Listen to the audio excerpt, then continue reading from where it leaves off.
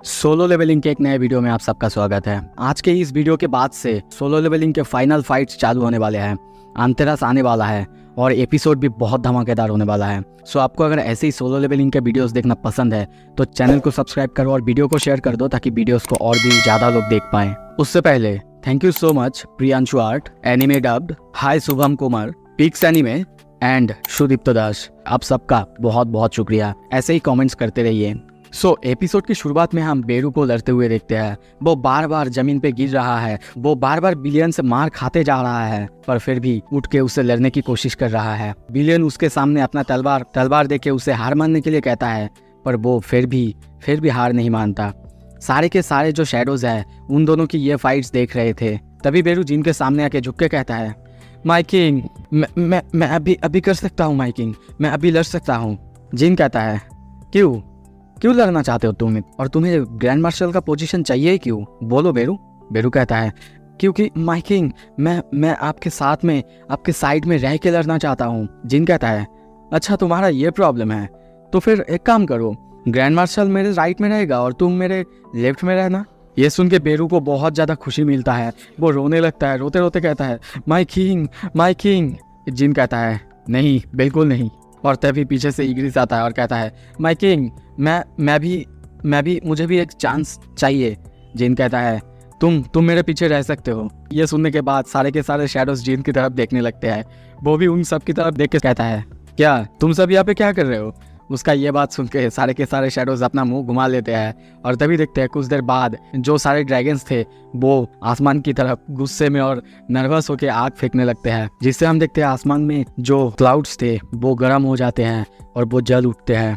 तभी टास्क को देखते हैं, वो उन ड्रैगन्स की तरफ देखते हुए हंस रहा था और तभी अपने हाथ में और वो अबराइज लेता है और आसमान की तरफ बहुत ही खतरनाक आग फेंकता है। हम सबको पता है और वो अबराइज की खासियत ही ये है कि वो किसी भी मैजिशियन का पावर बहुत गुना बढ़ा देता है और इसीलिए हम देखते हैं उसका जो ये फायर था वो पूरे आसमान को चीर देता है। और ये पैनल ये भी बहुत ज़्यादा खतरनाक और बहुत खूबसूरत था। ये करने के बाद वो सारे के सारे ड्रैगन्स की तरफ देखने लगता है। वो अपनी हार शिकार कर चुके हैं। सारे शैडोज भी उसके लिए चीयर अप करने लगते हैं। जिन भी उनकी तरफ देख रहा था और सोचता है, और वो एबराइज का यूज करना ये तो थोड़ा चीटिंग बीटिंग हुआ ना। और तभी वो सामने देखता है, सामने बहुत सारे चीटियों को देखते हैं। वो लोग लकड़ी जुगाड़ कर रहे थे। वो कहता है, और ये लोग ये क्या कर रहे हैं?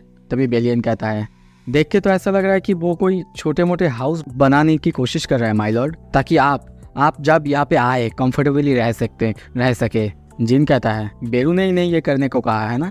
बेलियन तभी कहता है, माय किंग, आपने अपने शैडो सोल्जर्स को अब तक शैडोज के अंदर बुलाया क्यों नहीं? वो कहता है, क्योंकि मैं उन्हें हवा देना चाहता हूँ। मैं चाहता हूँ वो लोग बाहर रहे। कब तक ऐसे ही मेरे शैडोज के डायमेंशनल रिफ्ट के अंदर फंसे रहेंगे? और तभी थोड़ा सा सैड होता है और कहता है, बेलियन, तुम तो अब कभी भी एशबॉर्न को नहीं देख पाओगे, द फॉर्मर शैडो मोनार्क, उसे नहीं देख पाओगे। क्या इससे तुम्हें बुरा नहीं लगता? बेलियन कहता है, क्या आपको पता है माय किंग, मैं उनके साथ तब से लड़ रहा था जब वो पहली बार रूलर्स से लड़ रहे थे। रूलर्स जो कि एब्सोल्यूट विंग को धोखा दे रहे थे और खुद अपने मर्जी से मैं उनका पहला सोल्जर बना जब वो मौत को कंट्रोल करना सीख गए। मैं हमेशा उनके साथ खड़ा था, यहाँ तक कि कभी भी उनके जजमेंट को डाउट नहीं किया माय किंग। जिन कहता है, अच्छा, ये तो बहुत अच्छा है। तो फिर क्या तुम मुझे बता सकते हो तुम दोनों की स्टोरी, मतलब बेलियन और एशबॉर्न की स्टोरी क्या है? बेलियन कहता है, हाँ माय किंग, ज़रूर बता सकता हूँ, पर ये बहुत ज़्यादा एक लंबी स्टोरी है। ये तब शुरू हुआ जब मैं सिर्फ एक फ्रूट था जो कि हैंगिंग वर्ल्ड ट्री में झूल रहा था। ये सुन के जिन कहता है, क्या फ्रूट? तुम एक फ्रूट थे? वो कहता है, हाँ माय किंग, सिर्फ मैं ही नहीं, ऑल हेवनली सोल्जर्स सभी उसी ट्री से पैदा हुए हैं। ये ट्री ऐसा नॉर्मल कोई ट्री जैसा नहीं, इतना ज़्यादा बड़ा है कि वो अपने ब्रांचेस से पूरे आसमान तक को ढक सकता है। सीन शिफ्ट होता है, तभी जिन के घर में देखते हैं। वो मन में सोच रहा है, रियल वॉर अब शुरू हो रहा है। 8 आर्मीज जो कि आ रहे हैं और वो लोग कभी भी आ सकते हैं, पर मैं किसी को प्रॉमिस नहीं कर सकता कि सब लोग सेफ रहेंगे। यहाँ तक कि मैं ये भी प्रॉमिस नहीं कर सकता ये पूरी दुनिया बिल्कुल नहीं बदलेगा। मैंने ड्रैगन किंग की स्ट्रेंथ को देखा है एशबॉर्न की मेमोरीज के अंदर, और उसे देखने के बाद आई एम श्योर कि ड्रैगन किंग अपने सामने आने वाले किसी भी चीज़ को पूरी तरह से जलाकर खाक कर सकते हैं। और तभी देखते हैं वो अपने फैमिली यानी मॉम और जिन्हा के लिए खाना बनाता है। उसकी मॉम वो खा के कहती है, वाह मुझे पता नहीं था वो खाना भी बना सकता है और वो भी इतना ज़्यादा टेस्टी। जिन्हा भी पूछती है, कैसे बना है मॉम, वो बोलिए ना। पर जिन खाना तो बना रहा है पर उसके मन में यही सारे बातें चल रहा है। और तभी उसके पीछे से उसकी मॉम कहती है, जिनबू कुछ चल रहा है तुम्हारे अंदर। वो कहता है, क्या मतलब है मॉम।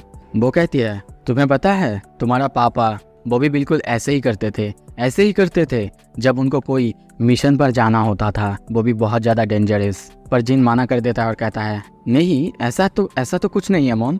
तभी जिन बाहर की तरफ जाने लगता है और कहता है, होल्ड ऑन, मुझे लगता है कि हमें देखने के लिए कोई आया है।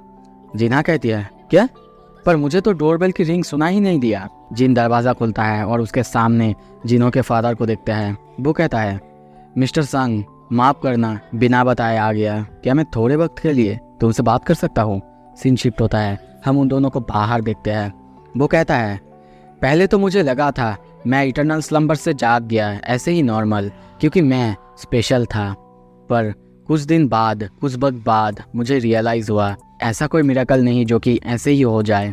और मुझे पता है मैं और तुम्हारी माँ दोनों ही इटरनल स्लम्बर से जाग चुके हैं। तो अब मैं जानता हूँ, अब मैं समझता हूँ कि मेरी मदद तुमने ही की है। सो मुझे बताओ मुझे तुमने मदद क्यों की संग जिनबू।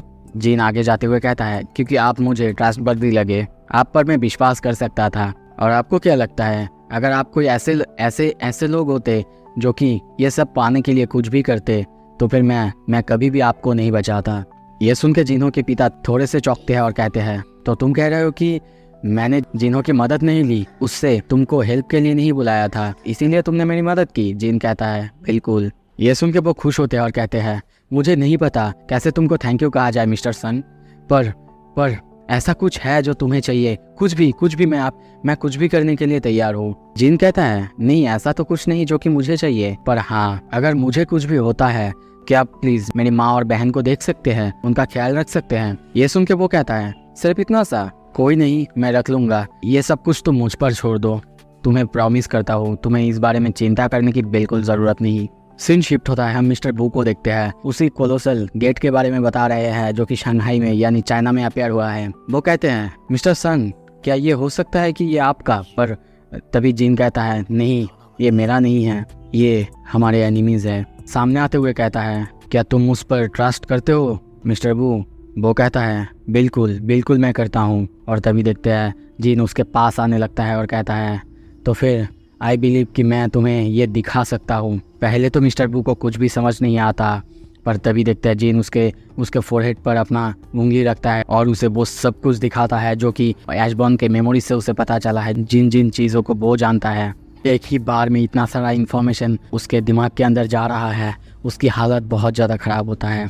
सारे ट्रांसमिशन ख़त्म होने के बाद मिस्टर बू की हालत बहुत ज़्यादा ख़राब दिखते हैं। वो चीखने लगता है, डर जाता है और चीखते हुए कहता है, इम्पॉसिबल, पर कैसे मुझे हमेशा लगता था गॉड्स ने, भगवान ने कुछ स्पेशल ह्यूमंस को पावर दिए हैं ह्यूमैनिटी को बचाने के लिए, पर इसीलिए हमेशा मैं बिलीव करता था कि हंटर्स का ड्यूटी है कि वो ह्यूमैनिटी को सर्व करे, लोगों को बचाए। पर अगर जो तुमने मुझे दिखाया ये सच है, इसका मतलब कि अब तक मैं जो जानता था वो सब एक मिस्टेक था, वो सब गलत है। और तभी सोचने लगता है, हंटर्स नहीं था, अवेकन बीइंग्स वो ही होंगे जो रियल सर्वाइवर्स होंगे इस पूरे वार के बाद। इसका मतलब ये और कुछ नहीं, बस उन्हें ट्रेन करने का प्रोसेस है। ये तो ह्यूमन और मोनाक्स के बीच का कोई वार नहीं है, ये तो मोनाक्स और रूलर्स के बीच का शोडाउन है। तभी जिन की तरफ देखते हुए कहता है, क्या तुम्हारे पास कोई प्लान है उनसे लड़ने का, या फिर अभी तुम अकेला ही लड़ना चाहते हो। जिन कहता है, हाँ मैं अकेला ही लड़ूंगा। मिस्टर बू की हालत बहुत ज़्यादा ख़राब है।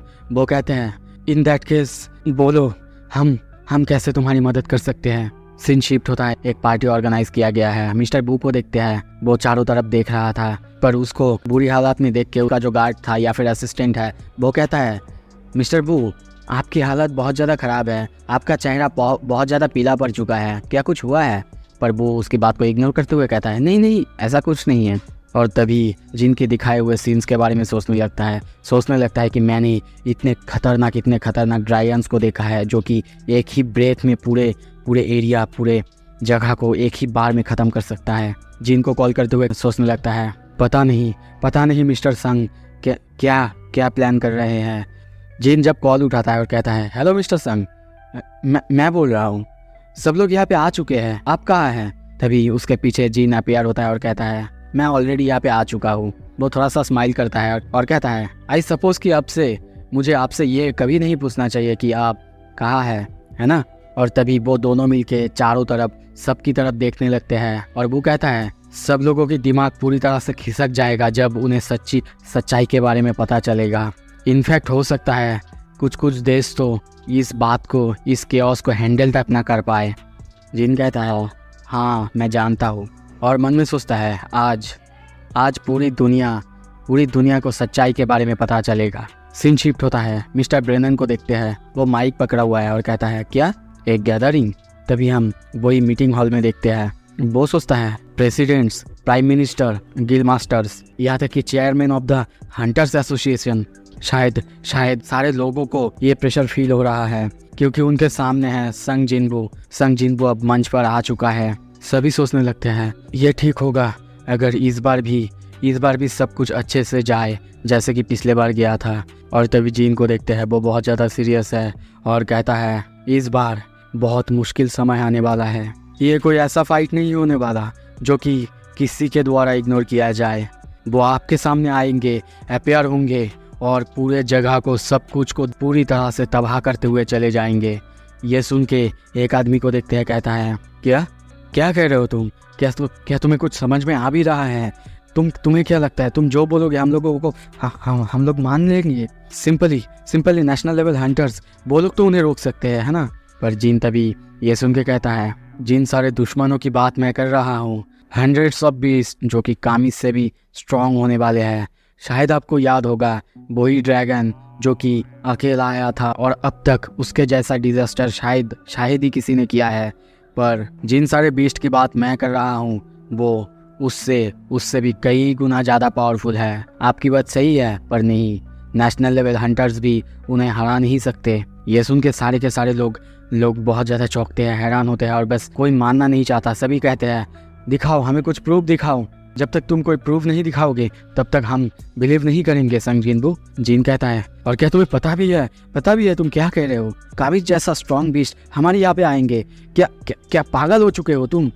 जिन जानता है अब उसके पास कोई रास्ता नहीं और तभी देखते हैं वो अपना हाथ उठाता है और तभी अपने पीछे कई सारे डंजन गेट्स को अपीयर कराता है। ये देख के वो सारे लोग बहुत ज़्यादा चौंक जाते हैं। उनके मन में बस यही सवाल है, कैसे ये पॉसिबल हो सकता है? बहुत सारे गेट्स है ना, क्या संग जिनबू अब गेट्स को भी क्रिएट कर सकता है? और एक नहीं, दो नहीं, कई सारे गेट्स को। जिन कहता है, जिन सारे एनिमीज़ की बात मैं कर रहा हूँ वो भी मेरी तरह गेट्स को अपीयर करा सकते हैं, गेट्स को ओपन कर सकते हैं जब वो चाहे। पर उन्हें आने में वक्त लग रहा है क्योंकि उसका आर्मी बहुत ज़्यादा बड़ी है। और एक बंदा भड़क जाता है और चिल्ला के कहता है, पर मिस्टर संग, हम कैसे श्योर हो कि वो दूसरे साइड में है? और ये कैसे मान ले कि जो बीस्ट है वो तुम्हारे कोई समन बीस्ट नहीं है जो तुम हमें मारने के लिए बेच रहे हो? दूसरा बंदा कहता है, अच्छा चलो मान लेते हैं तुम्हारी बात कि आने वाला है ऐसे बीस्ट जो कि बहुत ज़्यादा ताकतवर होंगे, पर फिर हमारे पास क्या रास्ता है? इस प्रॉब्लम का सलूशन क्या है? जिन थोड़ी देर चुप रहता है और कहता है, सबको भाग जाना चाहिए। जितने दूर हो सके उन सारे गेट से भाग जाओ।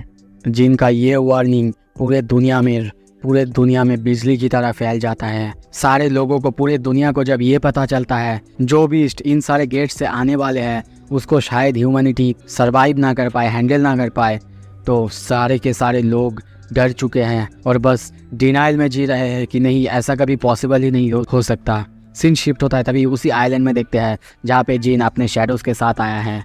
वहाँ पे हम एक अजीब से महल को देखते हैं जो कि लकड़ी से बनाया हुआ है। ये महल बहुत ज़्यादा बड़ी थी। जिन तभी सामने देखते हुए कहता है, बेरू यहाँ पे आओ और ज़मीन पे अपना सर मरो। बेरू उसके ये कहते ही ज़मीन पे सर दे देता है। जिन कहता है, तुमने कहा था मेरे लिए छोटा सा घर बनाओगे और ना ये छोटा घर है और ना इसे एक हाउस कहा जा सकता है। बेरू कहता है, पर माय किंग, मुझे लगा था कि आपके लिए छोटा सा तो घर बनाया जा ही सकता है।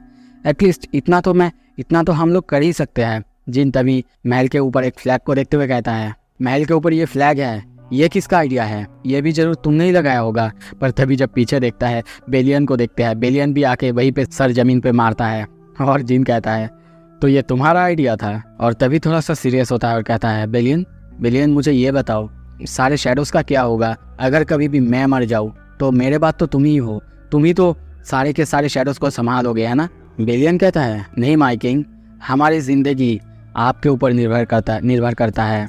अगर आप नहीं रहेंगे तो हम लोग नथिंगनेस की दुनिया में वापस चले जाएंगे। ये सुनकर जिन सोचता है, क्या the greatest strength of the shadow army, ये उनकी लॉयल्टी है। वो अपने मास्टर्स की वजह से जान भी दे सकते हैं, पर ये तो कुछ ऐसा है जैसे कि एक ही कॉइन का दूसरा हिस्सा भी है और एनिमी शायद इसका फायदा उठाने की कोशिश जरूर करेगा। तभी पीछे से इग्रिस आता है और कहता है, माय किंग, हम लोग उनके आर्मी के सामने टिक भी नहीं पाएंगे। बेलियन कहता है, मैं एक्सपेक्ट कर रहा हूँ कि उन लोगों का जो आर्मी का नंबर होगा वो हमारे से 100 गुना ज़्यादा होगा माय किंग।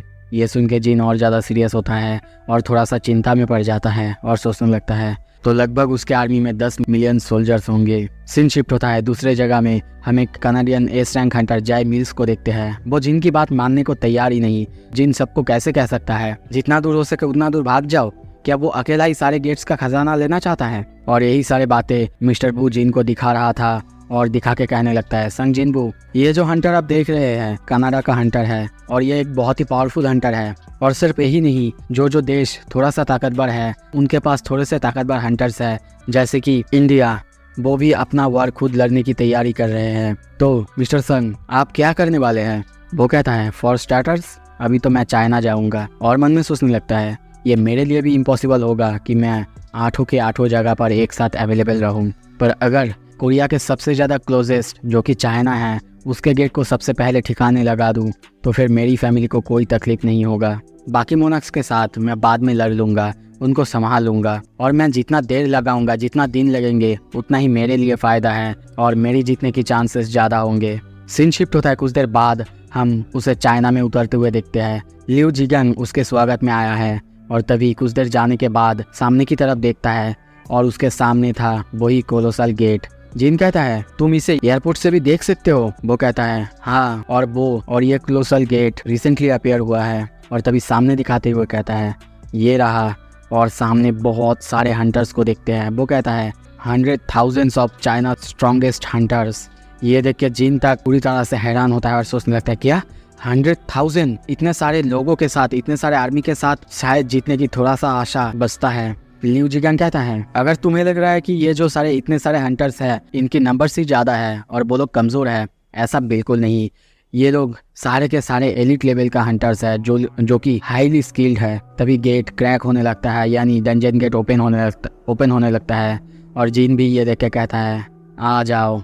और उसके बुलाते ही बहुत सारे शैडोज़, उसके पास जितने सारे शैडोज़ थे सभी वहाँ पे आ जाते हैं।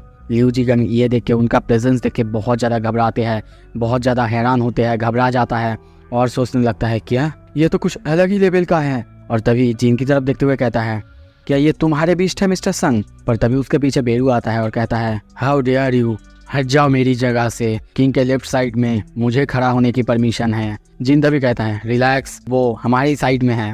लिू जिगन ये देख के बहुत ज़्यादा चौंकता है और कहता है, क्या तुम उनके साथ कम्युनिकेट भी कर सकते हो? और तभी गेट ओपन होने लगता है। जिन ऊपर देखते हुए कहता है, तो अब सब कुछ शुरू होता है। बेलियन कहता है, हाउ स्ट्रेंज, मैं किसी की प्रेजेंस महसूस नहीं कर पा रहा हूँ। जिन कहता है, क्या मतलब है तुम्हारा? क्या इसका मतलब बाकी गेट्स, उनकी हालत क्या है? बेलियन कहता है, जैसा कि मैं समझ पा रहा हूँ बाकी हालत भी एक ही है। जिन तभी सोचता है, क्या इसका मतलब सारे के सारे गेट्स एम्प्टी है? तभी पूरे पृथ्वी को दिखाया जाता है, सभी गेट्स खुले हुए हैं पर बाहर से कोई भी बीस्ट बाहर नहीं आए हैं। जिन तभी पीछे देखते हुए सीरियस होते हुए कहता है, क्या मैं गलत था? मुझे लगा था कि मोनाक्स अलग अलग हो जाएंगे, अपने आर्मीज को डिवाइड करेंगे और पूरे दुनिया में एक साथ हमला करेंगे, पर नहीं। सीन शिफ्ट होता है, तभी हम कनाडा में देखते हैं। जिन सोचता है, शायद उन्होंने अपनी फोर्सेस को मुझसे जितना दूर हो सके उतना दूर रखा है। कनाडा में एक कनाडियन हंटर को देखते हैं। वो गेट के सामने खड़ा हुआ है और कहता है दुनिया के सारे लोग जिन्बू के ऊपर ही इतना ज़्यादा भरोसा क्यों कर रहे हैं। और तभी न्यूज़ में दिखाया जाता है, जो कि हेडलाइन बना हुआ है, जैसे कि संग जिन्बू वो चाइना में गया है। जापान और रशिया ऑल्सो संग जिन्बू को सपोर्ट करने में लगे हुए हैं। ऐसे ही सारे के सारे लोग पता नहीं क्यों संग जिन्बू के पीछे ही पड़े हुए हैं। पर हम ऐसा बिल्कुल नहीं है। जब पूरी दुनिया संग जिन्बू की मदद के बारे में सोच रहा है, हम ऐसा नहीं कर रहे हैं। हमें अपने पैरों पर खड़ा होना है। तभी सारे के सारे लोगों को देखते हैं जो कि प्रोटेस्ट कर रहे हैं कि वो लोग कनाडा को ऐसे ही नहीं छोड़ेंगे, उनके हंटर्स उन्हें प्रोटेक्ट करेंगे, इस ज़मीन को प्रोटेक्ट करेंगे। और तभी देखते हैं गेट ओपन होता है। हंटर्स ये देख के तैयार हो रहे हैं लड़ने के लिए। पर गेट की तरफ देख के सारे के सारे लोग बहुत ज़्यादा हैरान हैं, क्योंकि गेट से कुछ भी बाहर नहीं आता। और ये देख के सारे लोग कहने लगते हैं, क्या संग जिन्बू बेकार में ही बकबक कर रहा था, गेट से तो कोई नहीं आया। तभी गेट से एक बीस्ट बाहर निकालता है। सारे के सारे लोग ये देख के बहुत ज़्यादा हैरान होते हैं और कहते हैं, क्या एक बीस्ट, सिर्फ एक ही बीस्ट गेट से बाहर आया है। और तभी हम द ड्रैगन किंग को देखते हैं, जो कि ऊपर से उन सबको देख रहा था। वो हंटर भी उसे देख रहा था और सोचता है, क्या देख के तो ऐसा लग रहा है वो ह्यूमन जैसा है ना। कुछ देर बाद हम देखते हैं अंतरस नीचे आता है और उसी हंटर को देखते हुए कहता है, क्या तुम हो इस जगह का किंग। उसको ह्यूमन लैंग्वेज बोलते हुए देख के वो हंटर को बहुत ज़्यादा अजीब लगता है। पर तभी दूसरा हंटर उसे एक्सप्लेन करता है कि कुछ बीस्ट है जो कि बहुत ज़्यादा इंटेलिजेंट है, वो लोग ह्यूमन लैंग्वेज को सीख सकते हैं और बोल सकते हैं। ये सुनने के बाद वो हंटर हंसने लगता है और सोचने लगता है, तो शायद जिन ने जो 2 दिन पहले इतने बड़े आर्मी को एब्जॉर्ब किया था, शायद वो उनसे कम्युनिकेट करके ही किया था। मैं भी ऐसा कर सकता हूँ। मैं भी इससे बात करूँगा, कम्युनिकेट करूँगा और उसके बाद अपने आर्मी में ले लूँगा। क्या ये मान जाएगा मेरी बात। और तभी कहता है, और क्या होगा अगर मैं बोलूँ कि मैं ही राजा हूँ। पर उसकी बात को इग्नोर करते हुए अंतरस आसपास देखते हुए कहता है, देख के लगता है कि वो यहाँ पर नहीं है। सीन शिफ्ट होता है, फिर से चाइना में देखते हैं। जिन कनाडा की खबर के लिए सबको पूछने लगता है और तभी एडम को कॉल करता है। एडम को कॉल करके कहता है, एडम क्या तुम मुझे बता सकते हो कोलोसल गेट जो कि कनाडा में खुला है। तभी फ़ोन में बहुत ज़्यादा आवाज़ें सुनाई देता है, चीखने की आवाज़ सुनाई देता है। और एडम को हम एक भीड़ में देखते हैं। वो कहता है, रुकिए। जिन कहता है, कहाँ पे हो तुम। एडम कहता है, भाई सर कनाडा में आया हूँ, हम लोग यहाँ पे बैकअप देने के लिए आए हैं सर। पर जिन तभी फ़ोन पे कहता है, वाई व्हाट द हेल, वहाँ पे तुम क्या कर रहे हो। पर मुझे बताओ वहाँ पे क्या हो रहा है, गेट के साथ क्या हो रहा है। एडम ऊपर देखते हुए कहता है, नहीं सर ऐसा तो कुछ नहीं लग रहा है, गेट एम्प्टी है। और रुकिए सर, शायद अभी वहाँ से कुछ बाहर निकला है। क्या वो एक ह्यूमन है। ये सुन के जिन पूरी तरह से डर जाता है और सोचता है, क्या एक ह्यूमन। और तभी फ़ोन पे कहता है, एडम वहाँ से भाग जाओ, अपनी कार पे बैठो और जितनी दूर हो सके उतनी दूर भाग जाओ, जल्दी करो। और तभी हम सामने सारे हंटर्स को जलते हुए देखते हैं। एडम कहता है, हंटर्स सर, सारे हंटर्स जो कि फ्रंट लाइन पे थे, जो कि बहुत ही हाई रैंकिंग हंटर्स थे, वो जल रहे हैं सर, जल के खाक हो रहे हैं सर। जिन चिल्ला के कहता है, एडम अभी भी टाइम है, भाग जाओ वहाँ से, जितनी दूर हो सके भागो। पर एडम ऊपर देखते हुए कहता है, सर नहीं भाग सकता, यहाँ पे बहुत सारे काउंटलेस ड्रैगन आसमान को घेर चुके हैं सर। पता नहीं और कितने तरह के बीस्ट हैं जो कि इस गेट से बाहर आ रहे हैं सर। जिन सोचता है, काश मैं एडम को बचा सकता, काश मैं अपने शैडो को कंट्रोल कर पाता, जो मैंने उसको प्लान किया था। और तभी हम देखते हैं जिन का शैडो एडम के पास आता है और उसे टेलीपोर्ट करने ही वाला था। और तभी सामने की तरफ आंतरस आता है और कहता है, कहाँ जा रहे हो शैडो। एडम उसे देखते हुए बहुत ज़्यादा डर चुका है और कहता है, मिस्टर संग मैं। सो इसी के साथ ये एपिसोड यहाँ पे ख़त्म होता है। अगला एपिसोड देखना है तो सब्सक्राइब कर लो। Thank you so much video देखने के लिए।